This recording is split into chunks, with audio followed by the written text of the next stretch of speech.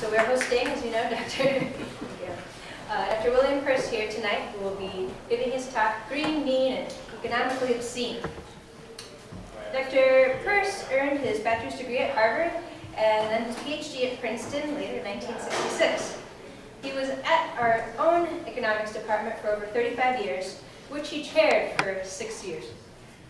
He became a professor emeritus in 2002. He's been a visiting scholar at the University of Maastricht in the Netherlands and the University of Mannheim in Germany. He's published books on bureaucratic failure, learning what government can do and cannot do, on energy economics and technological change, for which he began research on coal mining in 1970.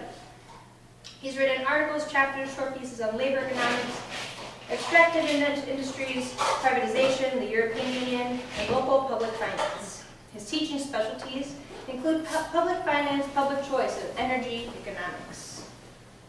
Dr. Peirce is a trustee emeritus of the American Institute of Economic Research and serves as an academic advisor to the Heartland Institute and the Buckeye Institute. He is a member of the American Economic Association, Public Choice Society, and the International Association of Energy Economists. He has been a director of the Robert Schalkenbach Foundation since 2007. He's also been married for 37 years and has 3 children. Please assist me in welcoming Dr. Peirce.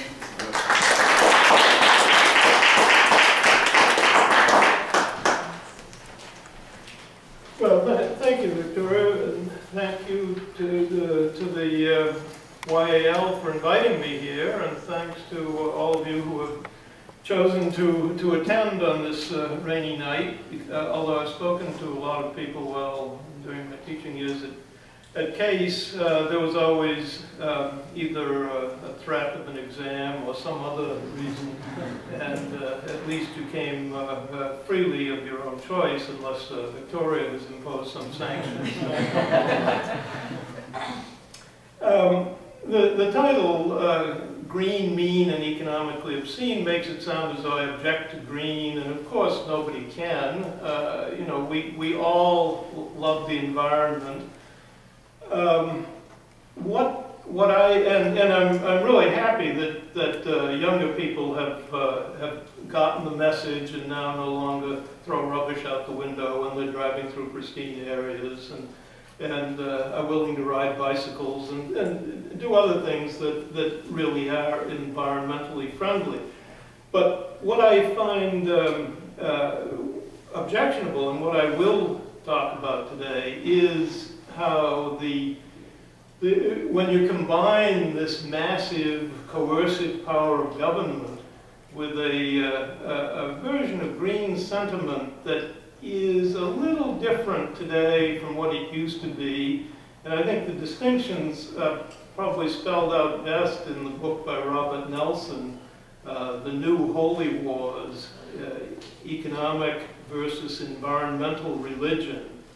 Environmentalism has changed substantially, and when you combine that with a powerful coercive government, you get something new that we haven't really had to contend with for many, many decades. Well, let me start with a story. There's a man named John Posgay. You may have heard about him because his name has come up recently in Senate hearings again. He bought a piece of land. It was kind of mucky land and not very pleasant. It had been used as an unauthorized tire dump, so it was full of old tires and other rubbish. And he bought that some years ago. He was a diesel mechanic, and his intention was to clean it up, pour some gravel on it, and start repairing diesel trucks there. So he started cleaning it up. And that qualifies a green job, you know, when you're cleaning rubbish up. And the person who drove the rubbish away in a truck was also doing a green job. That's the way they're counted these days. And he was merrily cleaning up his piece of property, but when he got a certain number of tires cleaned up, it opened up the little stream that had once flowed through this piece of property, and that drained the property which had been wet and so was a wetland. The EPA found him draining the wetland, and the EPA folks, who also were doing green jobs, came and persecuted him and eventually prosecuted him, and he spent 3 years in prison and paid $200,000 in fines. I think of this as mean. It's likely that he would have escaped without such extreme penalties, except that he was kind of a prickly person. He had fled Hungary in 1956. He was one of the Hungarian freedom fighters who was faced down by the Soviet tyranny and fled to the US and didn't really expect to find equivalent tyranny here. If he had been a little bit more flexible, he probably would have hired an environmental consultant and an environmental lawyer, and those would also have been green jobs, and they probably could have negotiated away some of his penalties. All right, let me turn to a more recent example. Just a few months ago, a fisherman found that as he was pulling in his nets, that a small whale was caught in the net. Now, what do you do with an instance like that? He immediately pulled out his knife and started cutting the net away, and succeeded in freeing the whale. The whale swam off, and he ended up paying a $1,000 fine and losing his fishing license for a year. Why? Because the Marine Mammal Protocol required him to immediately notify the marine mammal protectors, who would then come and investigate the situation while the whale drowned in his net, and if things seemed appropriate, would cut the carcass of the whale out someday. Violation of protocol. Of course he had to pay a fine. He considered it lucky that he only lost his fishing license for a year. I consider this mean, but that's on a small scale. There is also meanness on a grand scale, and I guess the best example of that is one that you're all familiar with when you drive into the gas station and you see the sign on the pump saying your gasoline is now adulterated with corn liquor.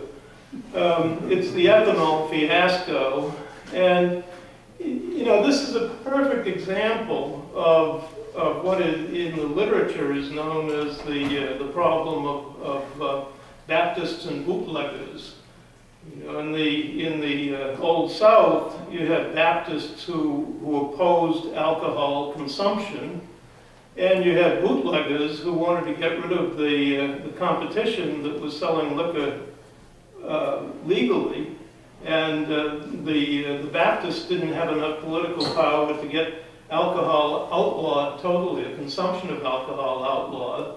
The bootleggers added some votes and some muscle to this coalition, and because they had a direct financial interest in it, and so in combination they managed to restrict the legal sales of alcohol, sometimes by day, sometimes by county, and they both were happy, the Baptists for moral reasons and the bootleggers for financial reasons. And much of what goes on in the environmental sphere now with legislation and with regulation is this same kind of what I would think of as an unholy alliance of Baptists and bootleggers. You might also consider that that's what happens in the marijuana business, but we won't go into that tonight.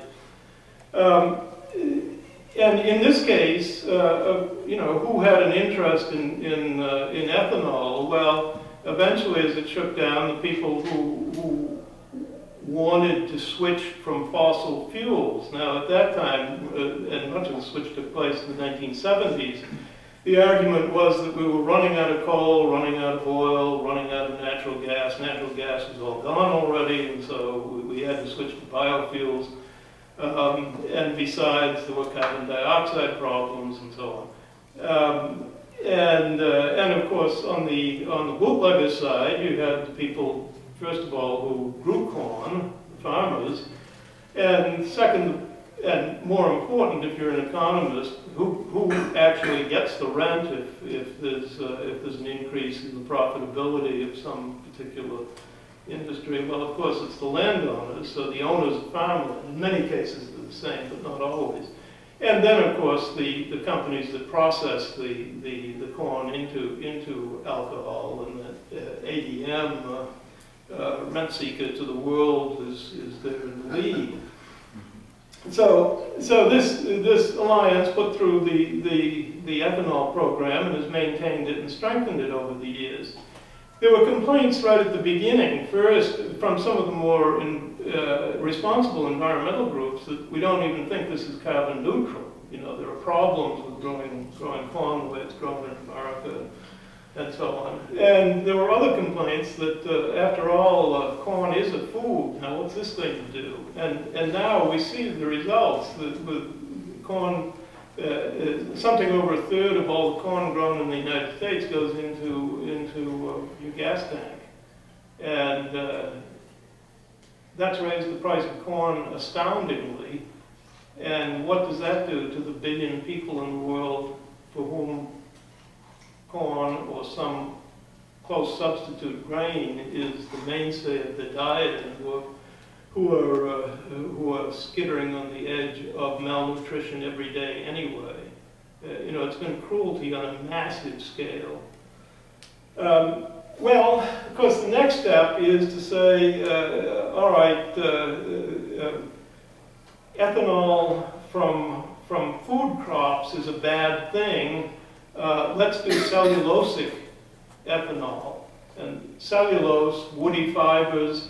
Switchgrass was the favorite for a long time. Everybody was talking about ethanol from switchgrass, wood chips, waste wood fibers, all kinds of weeds and woody plants, grasses. That's fine. Nobody's figured out how to do it yet. Quite a bit of money has been spent on it, but it so far hasn't proved feasible on a commercial scale. Now, if you were to go to Vero Beach, Florida now and hunt down the INEOS plant, I-N-E-O-S, or look on the web, you would see here's a massive plant that is under construction now. It's scheduled to begin operations just about a year from now. But look at the flow sheet. It has trucks dumping woody waste in at one end, and that goes into a vessel where it's heated up in the absence of much oxygen, controlled environment, heated to a very high temperature.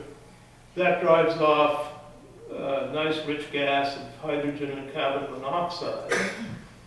And what would you expect if you were a chem engineer? Any chem engineers here? What would you do with a nice rich gas? I haven't taken that class yet. You haven't taken that class yet? Okay.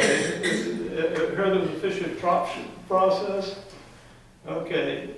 Well, that was the process that was used in, it's been around for a long time, but it was used in Hitler's Germany and in apartheid South Africa to produce liquid fuels directly. It's a very direct way of producing high-quality motor fuel and aircraft fuel.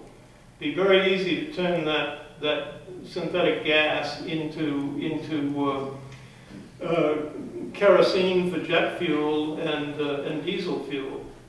And you could probably do it.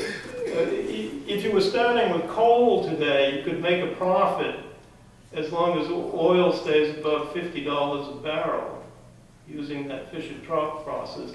It's probably not much more expensive to do it with the vegetable waste and you know, the old diseased fruit trees that they're planning to throw into that thing now. But what do they do? Well, as that wonderful rich gas comes out of this first vessel, in effect, they're spinning gold into straw because they put it through a couple more very expensive processes, including one that's never worked on a commercial scale before, where a patented enzyme will eat it up somehow and turn it into ethanol, which has to be extracted at great cost from this watery mess. And then it will be sold to adulterate the good fuel in your gas tank. Instead of selling the good fuel to put in your gas tank, they'll produce the adulterant. Now, this could only have happened with what? What could induce anybody to do that? Well, obviously, it is the structure of incentives. The first incentive was that in order to build a cellulosic ethanol plant, they got all their capital free from either the federal government, Department of Agriculture in this case, or the state of Florida. So they got the capital free, and then they get the cellulosic ethanol subsidy. The standard ethanol subsidy for ethanol produced from corn is only 51 cents a gallon, but if it's coming from cellulose, the subsidy is $1.01 a gallon. And in addition, anybody who delivers the cellulosic waste to this plant, the cellulosic material to the plant, gets a $45 a ton subsidy. Yeah, and it has a green job, right? Right. Anybody who works in the plant has a green job. I'll come back to that later. Well, all right. I mean, in some sense, you can laugh at this or you can cry. The damage will be limited because I'm almost certain the plant is not going to work, so it will be shut down as soon as they run out of government money anyway. So damage will be limited. But the more difficult problem, the more extreme problem, is that these sorts of things go on all the time. The case that's in the newspapers today is the Solyndra case, and some of you may have seen that, where the company got $500 million of yours and my money, taxpayer money, to build a plant that was going to make a new design, a unique form of solar collector. And the plant has failed, as several other solar collector plants have failed. And the reason it's in the news is that there are allegations of all kinds of political manipulations and so on. But, that goes on with all public projects, and I wouldn't belabor the manipulation. I think it's the existence of the program that's the problem. And an even more extreme problem is those miles and miles, the rows of functionally obsolete windmills that you see all over the place. They're never going to be profitable, and yet the circumstances are such, the subsidies are such, that you're going to see them built all the time until something changes. Warren Buffett didn't get poor by building things that didn't get rich by building things that wouldn't pay off, and he has a bunch of those windmills too. When you see those blades turning, they're not producing useful electricity, they're producing tax credits. 2.1 cents per kilowatt hour. And the companies that own those windmills are so desperate to see them turning that even at a time, which happens quite frequently in the California Pacific Northwest area, where the wholesale price of electricity sold on the grid, sold between power producers and the power distributors, the wholesale price is often zero. At night, ordinary power plants, nuclear plants, coal-fired plants, even many of the natural gas plants have to keep going at some rate anyway. They can't shut them down completely, or they won't be able to start them again at 6 o'clock in the morning when the load picks up. Well, the windmills start blasting out lots of electricity around 2 or 3 in the morning in those mountainous areas. The wholesale price is zero. It goes negative. And it goes negative because the windmill operators are paying the grid to take their waste electricity, so that they can get the 2 cent per kilowatt hour subsidy. Again, this is economically obscene to keep putting money into these plants. When I was a graduate student, I and most of my friends who were studying economics had gone into the field because we were really upset about the fact that many of the people on this good earth are quite poor, even though there are great riches. And we thought with a little economics to make sure that governments did things efficiently, as well as the advance of technology, which is really quite dramatic and could be even more so, that the whole world could be fed, well fed, and comfortable. And for those of us who think this way, this utter waste of capital is an economic obscenity. There's just no way around it.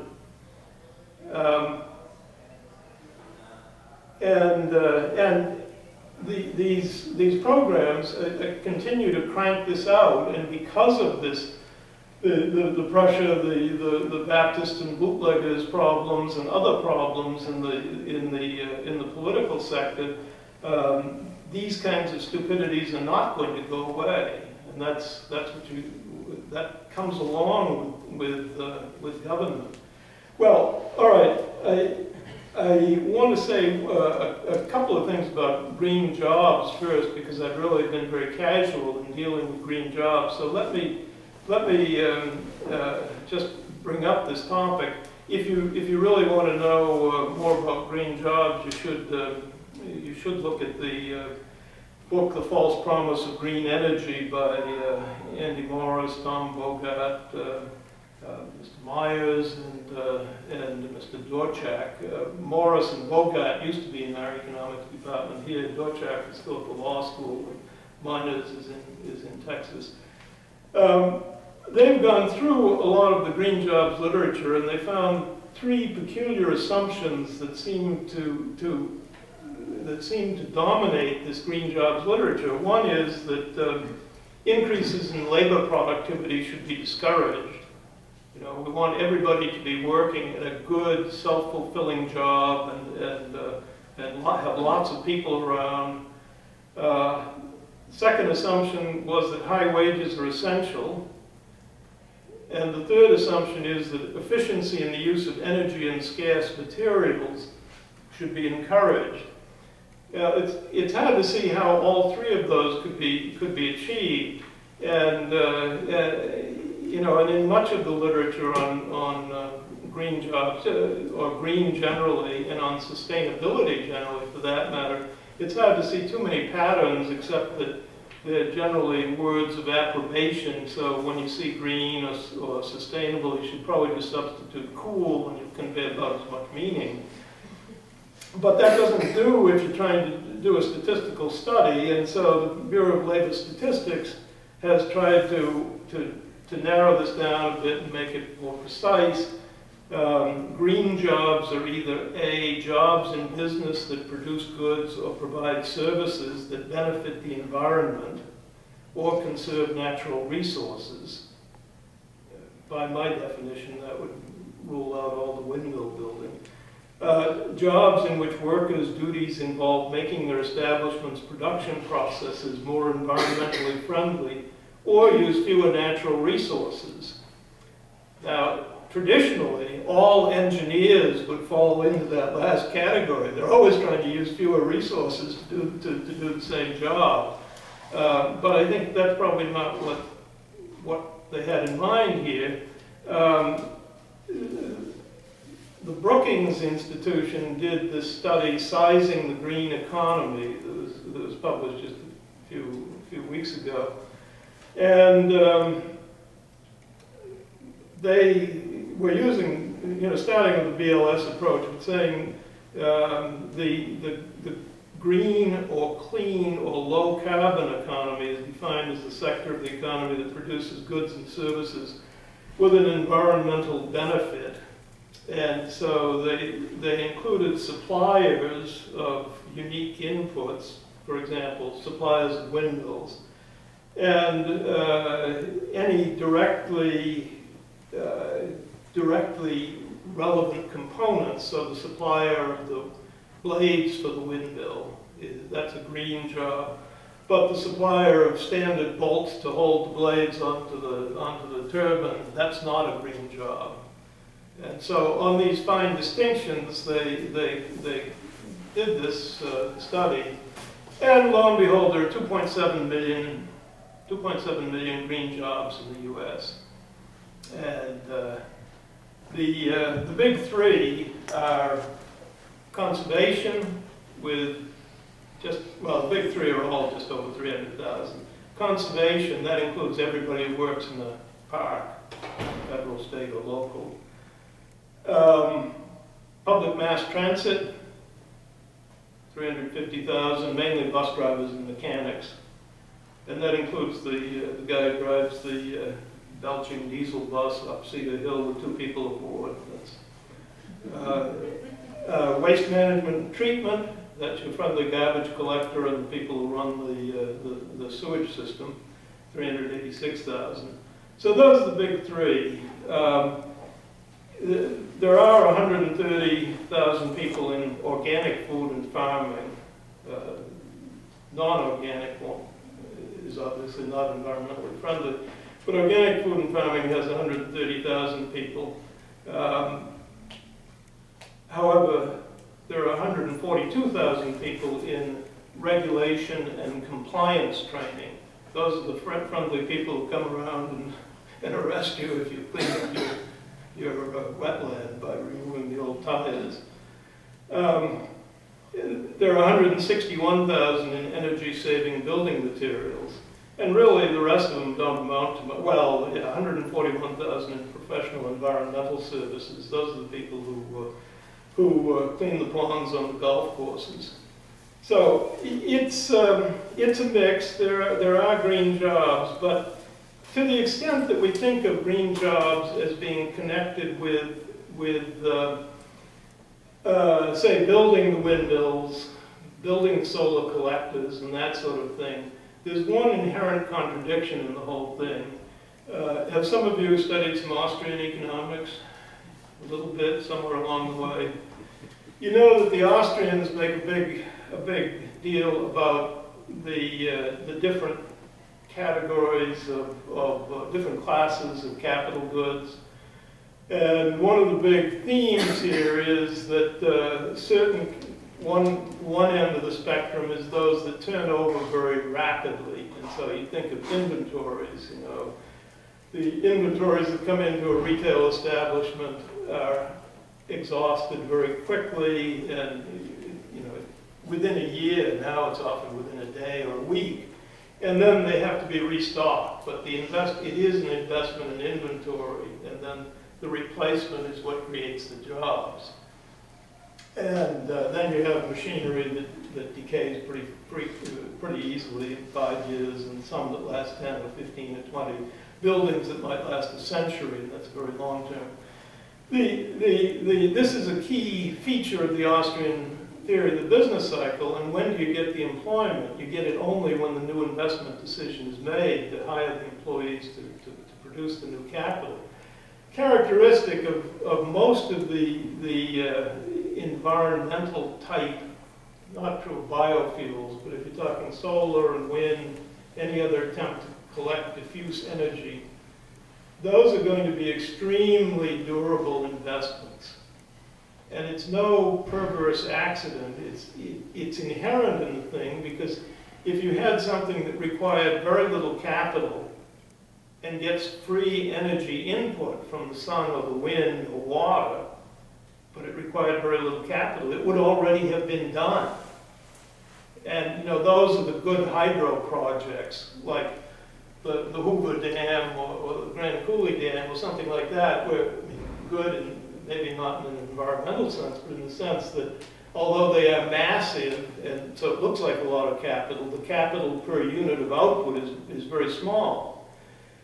But once you get beyond those that the market already did a long time ago, then you build a windmill and you're hoping that it's going to last 25 or 30 or 40 years, because it isn't going to pay off if it doesn't. And the same thing for the solar collector.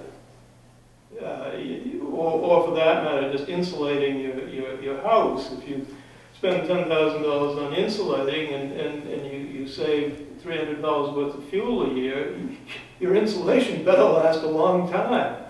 Right, well, and so these types of investments are inherently very, very slow turnover investments, and that means you're not going to get green jobs. You get green jobs when it's built, and then it's over. You wait a century for the next rebuilding. You haven't gotten your capital back for all that time. And so to speak of a green job is to speak of an oxymoron. Well, okay, I will just say that if you read some of this stuff and you don't like it very much and you decide to pitch it, please pitch it in a basket that will let somebody have a green job by picking it up and recycling it and taking it off to the recycling place, because that's another green job. Please don't throw it in the wetlands, because you, like Mr. Posgate, may find yourself in prison. But there will be one consolation, that once you're in prison, you don't count against the unemployment statistics, and your jailer will have a good job too. So with that, I'll open it up in case anybody has any questions.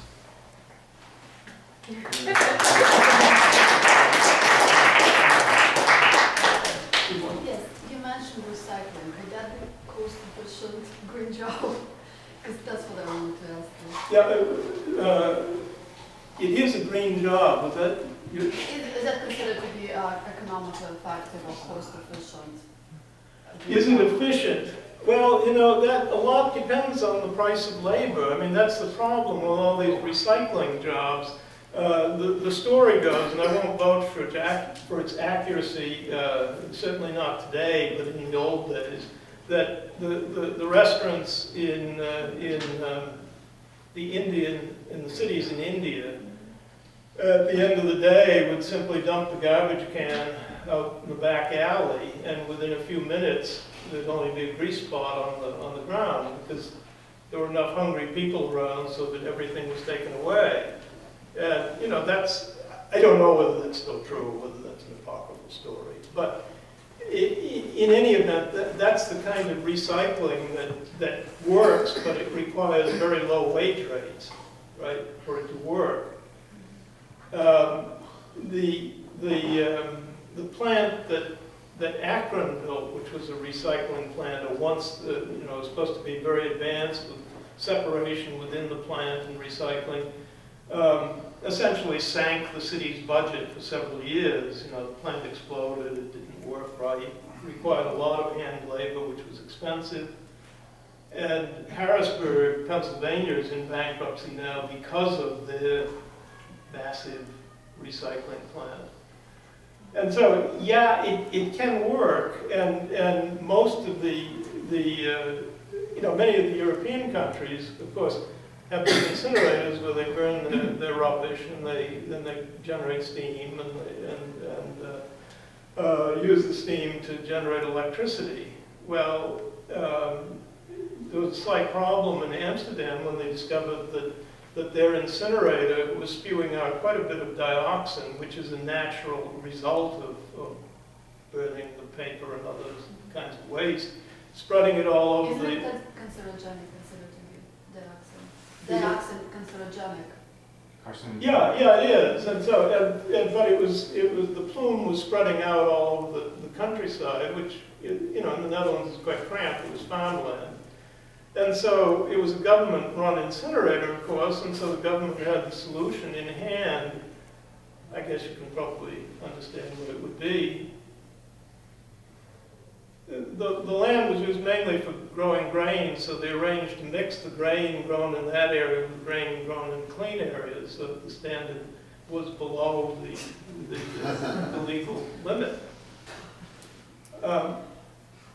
So yeah, I mean, recycling can work, and for some things like aluminum cans, you know, it's a lot cheaper to melt down an aluminum can than it is to start with virgin aluminum. Use a lot less energy, but there is energy involved if you pile it into the trunk of your car and drive to the recycling spot. You may have negated So you know, it's one of these things that's nice in principle, but you know, be a little dubious. Check carefully. Well, you can actually see a free market in aluminum can recycling when you see people picking up cans along the street. People that don't have enough skills to get a minimum wage job, whatever that wage level is, they have to work in the informal economy. Yep. So then they can go and that is recycling, and it's. So you're saying you're increasing welfare if you pitch your aluminum cans out the window of the car as you go. Well, they can find them in the garbage can easier. Okay, Matt. Are you familiar with Ohio Senate Bill 221 and the energy efficiency mandates that have been placed on the utilities here in Ohio? I mean, that's the portfolio, the renewables portfolio. Yeah, I mean, that's a way of guaranteeing a market for the stuff, for the expensive electricity. And so the question then is, who pays it? And in this case, the state is mandating that the consumers of electricity pay the extra cost of the subsidy. It may be more efficient than some other ways of subsidizing if you want to subsidize it. I don't see any point in subsidizing it. I mean, I'm opposed. But if you know, speaking like an economist, you can have different degrees of inefficiency, and it may be, it's probably more efficient to say to the utility, okay, you know, you have to have so much renewable energy defined somehow, and buy it the cheapest way you can. But that's because the other approaches are so awful. I mean, you know, a lot of states have what is known as a feed-in tariff. Are you familiar with those? I think Ohio does not at this moment. But I was talking to a friend who said, yeah, he had bought solar collectors for his house, and he was going to make a little profit from it, you know, probably 4%. If electricity prices keep going up as fast as he expects them to go up. And I said, well, that's pretty good. That's much better than I would have guessed. And he said, well, of course, once I bought the solar collectors, I got 30% off on my next tax bill because there's a 30% tax credit. So, all right, that whittles down his 4% rate of return. It's not really very profitable. And then I said, well, what do you have? Is it the way Ohio was, and I think still is, that you have a single meter, and in effect it runs backwards? Because almost nobody installs a whole solar system, which would mean, you know, you're relying totally on solar, you have backup, you have batteries because the sun doesn't shine 24 hours a day, so you have to have a lot of batteries. And all kinds of controlling equipment and so on. And most people don't do that. The only two groups that do that are the ones who have built their houses way out in the boonies where the wires don't run. And if you have to pay the power company $50,000 to run the wires in, well, then you might as well say, well, no, I'll put the $50,000 in my own solar system, right? I mean, that makes sense. And who's the other group that does that? Think creatively. I mean, suppose you're growing marijuana indoors, and you're growing it indoors because you're likely to be caught outdoors, right? And if you have that, you've got to have grow lights, right? And if the meter is spinning so fast, then the electricity company it reports you to those people who it must be the DEA, and so you can't risk that. And so if you have your solar collectors, then you know you're insulated from that kind of problem. I mean, not that it's going to make any difference to any of you, but those seem to be the two major markets. Is that a green job? Yeah. Well, you know, installing the collectors is now how environmentally friendly is the pot. I won't get into that. So just about get back to you. But so he said, no, I'd never be able to make money in this. You know, if I were just running the meter backwards. Now, understand that running the meter backwards is already a major concession because, you know, here the electric company has had to install all of this equipment, all of the backup for your system that's only going to be operating a few hours a day. They're going to have to cover all the peak loads. They cover all the wiring to the equipment that generates the electricity. And in effect, you're selling your power to them at retail rates. And in no other business can a producer sell at retail to the wholesaler, to the producer. And so it's already a major concession. He said, no, I'd never be able to make money that way. This was North Carolina. In North Carolina, we have a 2-meter system. And so everything I produce goes directly through my meter to the Duke Power Company. And they pay for it.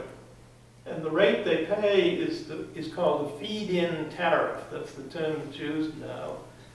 And when I buy at the regular retail rate through the other meter. Everything I use in the house comes from the other meter. It's just that these two bills balance out. It's not that I'm producing that much electricity. And the feed-in tariff rates in many places, you wouldn't tell me what his was, but in Germany and Spain, they were using 52 cents per kilowatt hour feed-in tariffs. And you know, around here, which is fairly high-priced electricity, you're paying about 12 cents per kilowatt hour to buy it retail.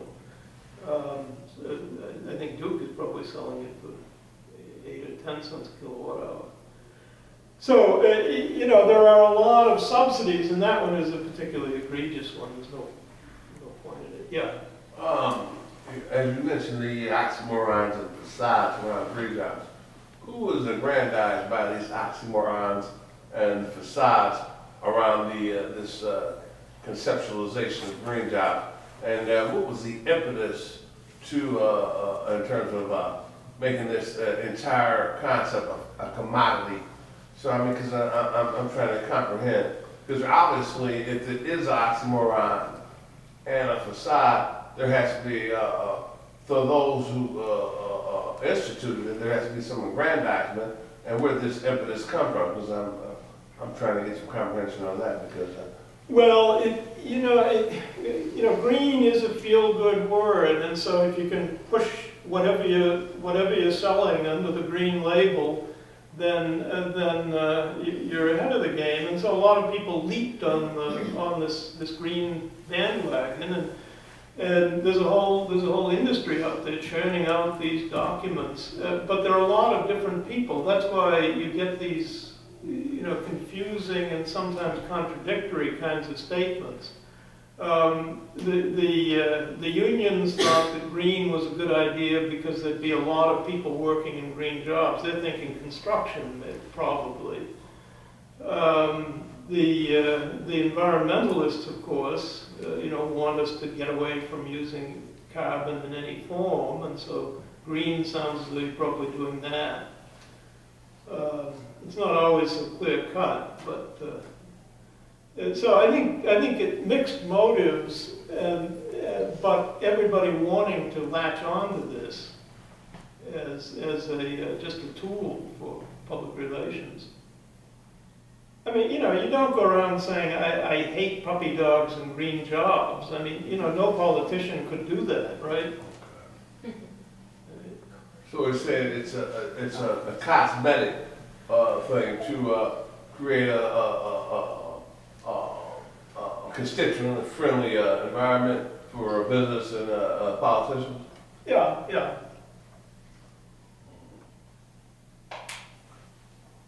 Yeah. Suppose I were a regulator working in the EPA or some comparable agency, and I want to help the environment be clean, but I'm not a mean person. I don't want to do evil things to people. What sort of incentives am I going to face as a regulator trying to do my job and be fair at the same time? You know, I think that one thing you could do, and what probably happens in some of these egregious cases, is to give the guy a warning before you start fining him. And I think a lot of that probably does take place. But, you know, there are two things. The laws are there. They're often very sketchy. And then you have a series of regulations built on that. Regulations are built for standard cases. And they don't take account of the people who sort of fall between the cracks. I mean, there's another case that may not be all that uncommon, but this was the person who was hired by the hedge fund operator, Paul Tudor Jones, to name right, to reshape some of his estate, and the process included building some ponds and moving some wetland. And that's always a touchy thing. And this, you know, this guy thought he had all the correct permits. It turned out that he missed one, or one had been delayed. Someone, you know, he spent 6 months in the pen. I mean, you know, that seems mean. It seems as though there would have been some way to avoid it. But if you excuse people from doing that, then they're going to go and do unpermitted work all the time. And I don't know what the incentive structure is within the agency. So, but you know, I think there's a bigger problem here, and let me. It gets a little bit far afield, but that is, if you look at, well, if you look at the Constitution, how many federal crimes are listed in the Constitution? Treason and piracy. You know, there's treason and counterfeiting, right? And that's it. Those are the federal crimes.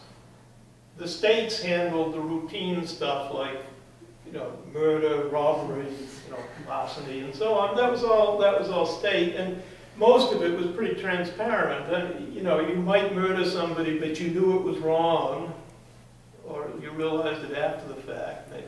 You know, theft and so on. Theft is more common, and so it was pretty obvious when you were committing a crime, and particularly federal crime, because you weren't going to go around and commit treason or do counterfeiting.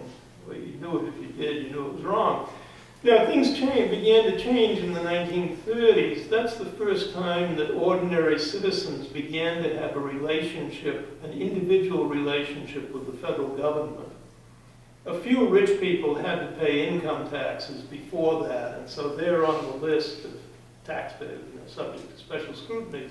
Nobody else, really, until the Social Security Act began to take hold at the end of the 30s, and then the income tax became a mass tax during World War II. But even then, it was relatively limited interaction with the federal government. You paid your money, and when you retired, you hoped to get your Social Security check. It was only in relatively recent years that lots of things became federal crimes, and lots of them became felonies. And a lot of them became felonies without even being obviously wrong. I mean, you know, that's the thing that's mean about some of these environmental crimes, that you stumble into something and you suddenly see, you know, I've done something, something really wrong. I'm like the poor fisherman cutting the whale out from his net. And there were 2 fisheries inspectors, those were also green jobs, on board his vessel, but they didn't bother to warn him because they weren't marine mammal specialists. They were checking what the fish he was catching. Or this, what was the race car driver who got lost in the blizzard and drove his snow machine across the line into a wilderness restricted area. I mean, you shouldn't do that, but, you know, aside from the public uproar, he probably would have faced 6 months in pen for that, or a huge fine. You know, and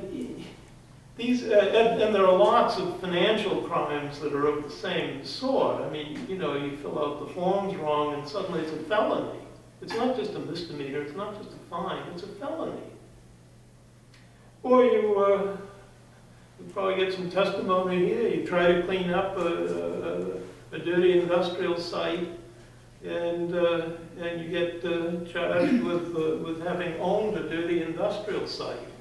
Well, yeah, I mean, there is, if you're savvy to this now, you can go through the paperwork ahead of time and be cleared, but it's not obvious when you buy a dirty site and start cleaning it up complying with the laws, that you're committing a crime.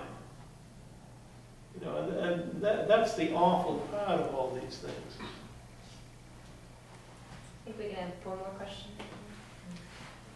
Yeah, I do. I agree with 90% of what you said, particularly about the inefficiencies that are now creating the so-called green jobs. But just curious, speaking as an economist, if you were trying to design a system to, say, reduce carbon dioxide emissions by 1/3 or something of that nature, what, as you said, some things are more inefficient than others, what would be the steps that you would take, and how would you rank them in terms of economic efficiency?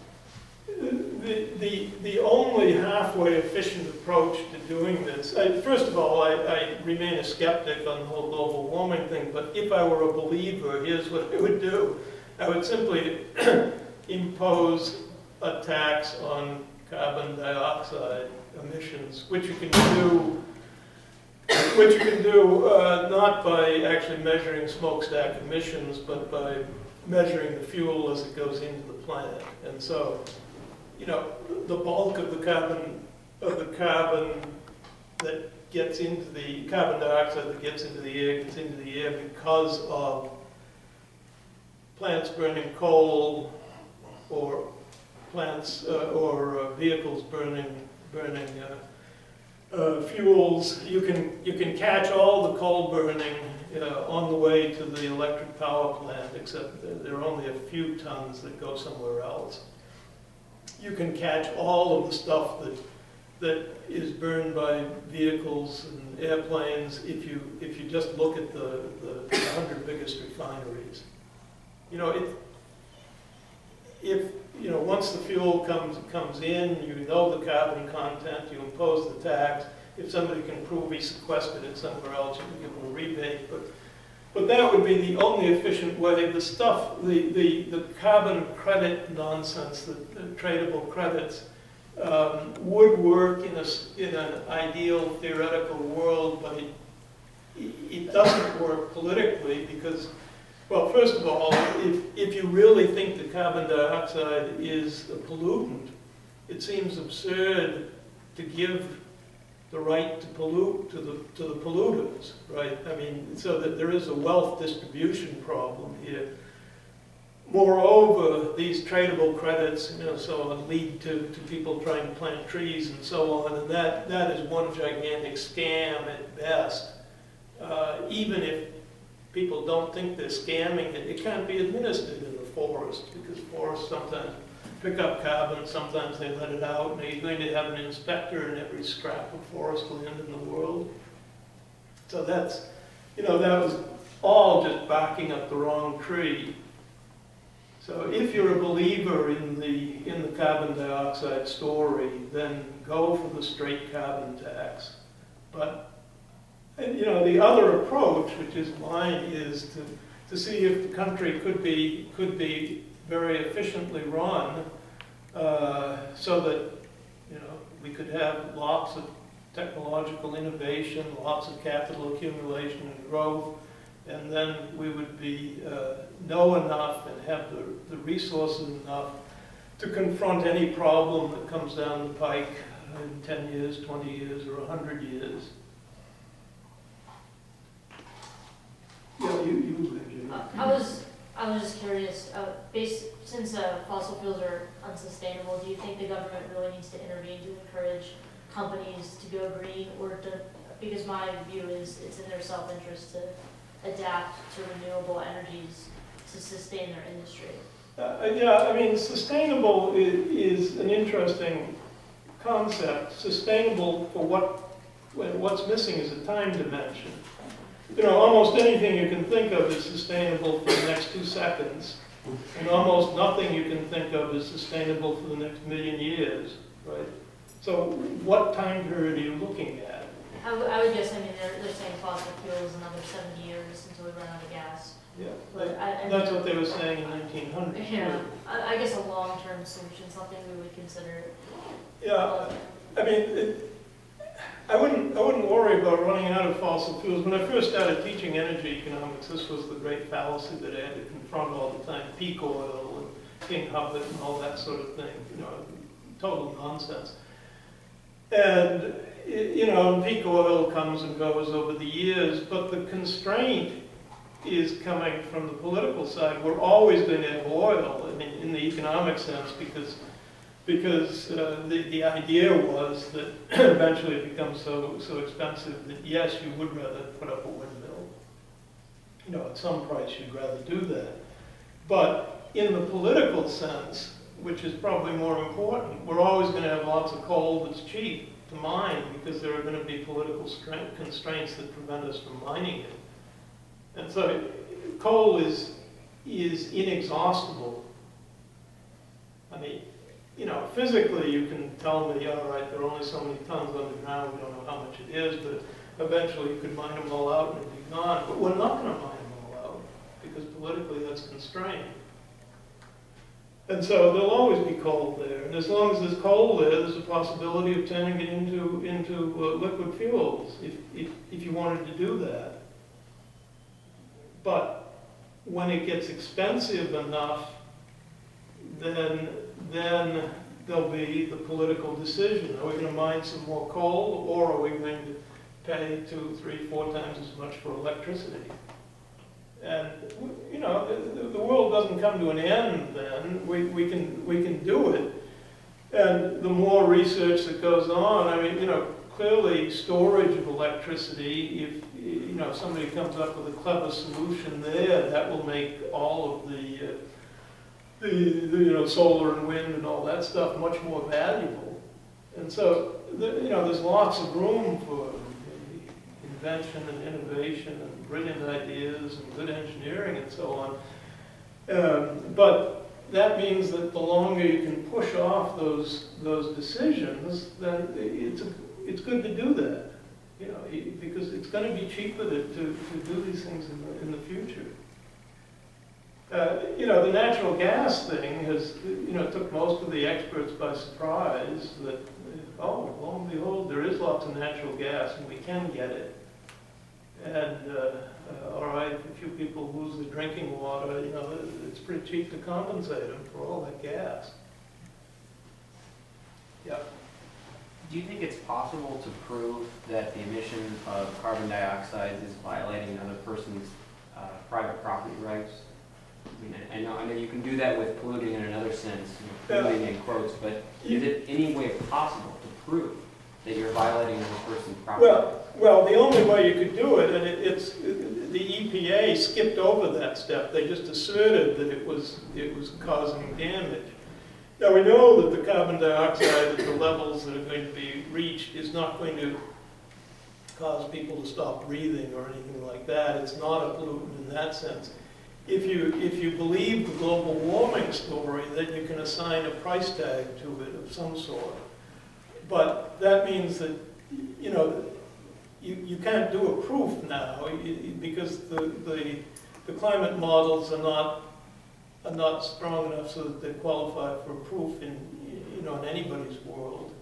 And so you're really stuck at that level. You would have to convince people to take the climate models on faith and then say, well, then it's doing damage. And then you can go through the exercise of trying to construct damage functions, but it's different for different parts of the world, and there are a lot of places where global warming would increase agricultural production and decrease the number of influenza deaths in the winter and all that sort of thing.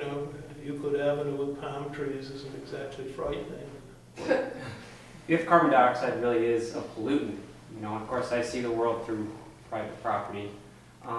That's a scary precedent to think that you could dictate pollution of something that would occur in the future, down the road with the accumulation of carbon dioxide, etc. I just think that it's a terrifying precedent to actually set. I mean, traditionally, we see things in terms of you violate someone else, you pay the consequences. But this is something before the fact. You know, to me, I see that equivalent as, X number of people named Steve commit murder, so we need to lock them up, and that way we're preventing. From a private property viewpoint, this is just out of nonsense. Yeah. Now, if you believe the global warming story, though, then you say, well, all right, the old rights have to give way. This is a new and dangerous era, and that's why I think that those arguments should be subject to really tight scrutiny. Because if you're a conspiracy theorist, you say, well, this is just the way the government is going to get control over us. Maybe it's the UN that's going to take control. The Bilderbergers. Yeah. Whoever writes the sustainability documents. All right. Well, if you would, let's all thank Dr. Peirce for being here tonight.